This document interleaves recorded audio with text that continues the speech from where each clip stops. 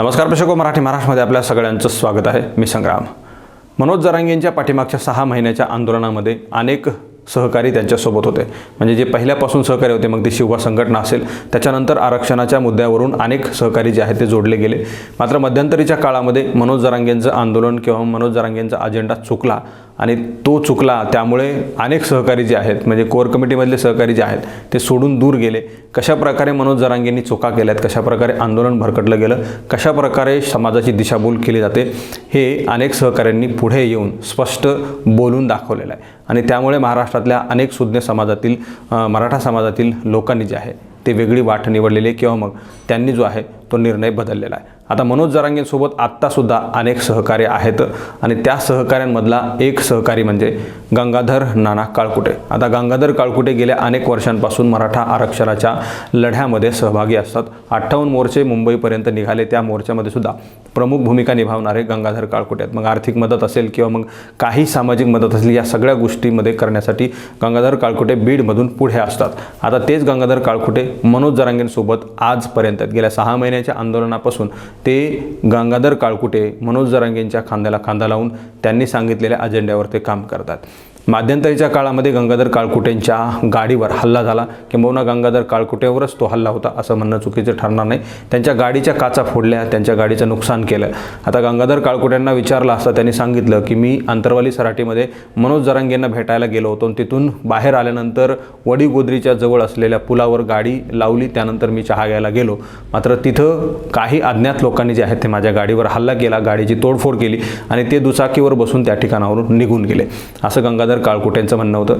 त्यानंतर मनोज जरांगेंना या बाबतीमध्ये प्रश्न विचारला असता त्यांनी सांगितलं की आता हे अशा प्रकारचे हल्ले आमच्यावर केले जात आहेत, ओबीसीच्या लोकांकडून आमच्यावर हल्ले केले जात आहेत आणि या सगळ्या गोष्टींचा आम्ही येणाऱ्या काळामध्ये हिशोब घेऊ, अशा प्रकारचं वक्तव्य जे आहे ते मनोज जरांगेंनी केलं होतं.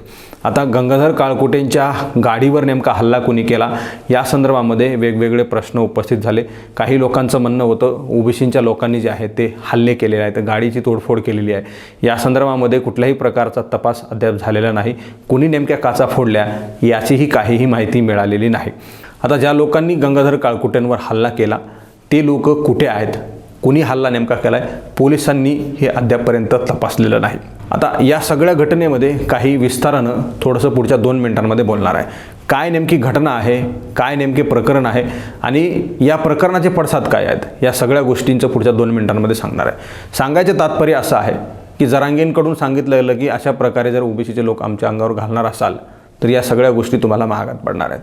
आता जर ते हल्लेखोर ओबीसी असतील तर ते पकडले का नाहीत, मग ते कुणीही असू द्यात. एकीकडं आम्ही जर पाहिलं तर फक्त फेसबुकवर सोशल मीडियावर पोस्ट शेअर केल्यामुळं एका प्राध्यापकाला बडतर्फ करण्यात आलेली, त्याची विभागीय चौकशी लावण्यात आली. एकीकडे तो ओबीसी आहे आणि त्याने मराठा समाजाच्या विरोधातली पोस्ट फेसबुकवर शेअर केल्यामुळं त्याला चक्क बडतर्फ करण्यात आलेले आहे, त्याची विभागीय चौकशी लावली. या सगळ्या गोष्टी आपण पाहिल्या तर कुठेतरी फार टोकाची भूमिका घेतल्याच्या दिसतात. मात्र फक्त फेसबुकवर पोस्ट शेअर केल्यामुळं त्यांना बडतर्फ करण्यात आलं, तर दुसरीकडं जरांगेंच्या खांद्याला खांदा लावून पुढे जाणाऱ्या, आंदोलन अजेंडा घेऊन पुढे जाणाऱ्या व्यक्तीच्या गाडीवर किंवा मग व्यक्तीवर हल्ला होतो तरीसुद्धा ते आरोपी सापडत नाहीत. याचं नेमकं कारण काय आहे? एकीकडं फेसबुकवर साधी पोस्ट शेअर करणारा माणूस बडतर्फ होतो, मात्र दुसरीकडं हल्ला करणारा, चक्क जीवघेणा हल्ला करणारा माणूस सापडत नाही. याचं नेमकं कारण काय आहे? आता या सगळ्या गोष्टींवर गेल्या अनेक दिवसांपासून चर्चा केली जाते, सवाल उपस्थित केले जात आहेत. अशा प्रकारे लोकांना पकडलं जातं आहे, मात्र दुसरीकडं हल्ले करणाऱ्यांना जे आहे ते त्यांना पकडलं जात नाही. मग ते नेमके हल्लेखोर कोण आहेत? ओबीसीचे आहेत तर ते अद्यापपर्यंत का पकडले नाहीत? ओबीसीचे असूनसुद्धा जरांगे किंवा मग जरांगेंचे सहकारी अद्यापपर्यंत का गप्प बसलेत? का त्यांना शोधून आणा अशा प्रकारचं स्टेटमेंट किंवा मग अशा प्रकारची विनंती, मागणी पोलिसांकडे केली नाही? खुद्द जरांगेंनी त्याबद्दल का स्टेटमेंट केलं नाही की कोणते लोक आहेत माझ्या सहकार्याला मारतायत, माझ्या सहकार्याला जीवघेणा हल्ला करतायत, त्यांची गाडी तोडफोड करतायत, त्यांना का पकडलं नाही असा सवाल जरांगेंनी कधी पोलिसांना विचारलेला नाही. तो का विचारला नाही असा सवाल उपस्थित झाला. मग आता जरांगेंना भेटून आले गंगाधर काळकुटे आणि लगेचच हल्ला झाला. आता सवाल असाही उपस्थित होतोय की जरांगेंना भेटून आल्यावरच लगेचच हल्ला होतो. आता गंगाधर काळकुटे हे जरांगेंना भेटून येत आहेत असं कोणाला नेमकं माहीत होतं? जरांगेंच्या सहकाऱ्यांना माहीत होतं का की त्यांनीच हल्ला केला आहे, किंवा मग गंगाधर काळकुटेंनी स्वतः आपल्या गाडीवर हल्ला करायला लावलेला आहे, किंवा मग गंगाधर काळकुटे वरचढ होत आहेत, आंदोलनामध्ये सारखं फ्रेममध्ये येत आहेत, कॅमेऱ्यामध्ये येत आहेत, महाराष्ट्रामध्ये त्यांची चर्चा होत आहे, अनेक आंदोलनामध्ये त्यांनी सहकार्य केलेलं आहे, न्यायालयामध्ये गेलेले आहेत, कॅव्हेट दाखल केलेले आहेत, या सगळ्या गोष्टींमधून गंगाधर काळकुटे वरचढ होत आहेत म्हणून जे आहे ते जरांगेंच्या सहकाऱ्यांनीच त्यांच्या गाडीवर हल्ला केला आहे का, किंवा मग स्वतः प्रसिद्धीसाठी गंगाधर काळकुटेंनीच त्यांच्या गाडीवर हल्ला करून घेतला आहे का, असे एक ना अनेक सवाल उपस्थित केले जात आहेत. याबद्दल माझं काहीही म्हणणं नाही. मी अजिबात म्हणत नाही की जरांगेंच्या सहकाऱ्यांनी गाडीवर हल्ला केला आहे, किंवा मी असं म्हणत नाही की गंगाधर काळकुटेंनी प्रसिद्धीसाठी त्यांच्या गाडीवर हल्ला करून घेतला आहे, असं मी अजिबात म्हणत नाही. माझं त्याबद्दल काहीही पुरावे नाहीत. मात्र जे आरोप ओबीसींवर लावले ते आरोपी का नाहीत सापडलेत? माझं असं प्रामाणिक म्हणणं आहे पोलिसांना की ज्यांनी त्या गाडीवर हल्ला केला, जे कोणी दुचाकीवर आलेले पोरं होते, त्यांना तात्काळ पकडणं गरजेचं आहे.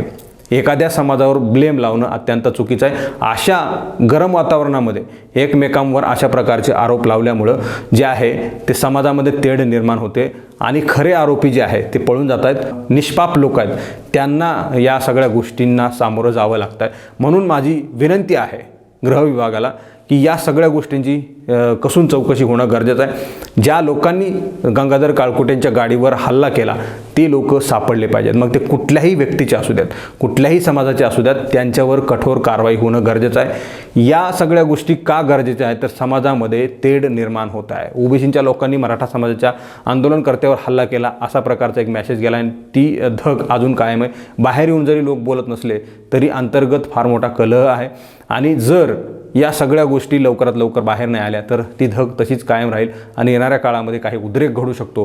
त्या अनुषंगानं ज्या कुठल्या अधिकाऱ्याकडे तो तपास आहे त्या अधिकाऱ्यानं ती लोकं सापडली पाहिजेत. त्या दिवशी कोण नेमकं त्या ठिकाणी आलं होतं, कुठले CCTV फुटेज तपासले पाहिजेत. या सगळ्या गोष्टी कसून तपास करणं गरजेचं आहे आणि नेमका हल्ला कोणी केला गाडीवर गंगाधर काळकुट्यांच्या, या सगळ्या गोष्टी तपासणं अत्यंत गरजेचं आहे.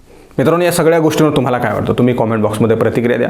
हा व्हिडिओ तुम्हाला आवडला असेल तर जास्तीत जास्त शेअर करा. चॅनलवर तुम्ही नवीन असाल तर चॅनल सबस्क्राईब करा, बेल आयकॉन प्रेस करा. हा व्हिडिओ तुम्ही फेसबुकच्या प्लॅटफॉर्मवर पाहत असाल तर तिथंही फेसबुकच्या पेजला लाईक करा, फॉलो करा, शेअर करा. धन्यवाद.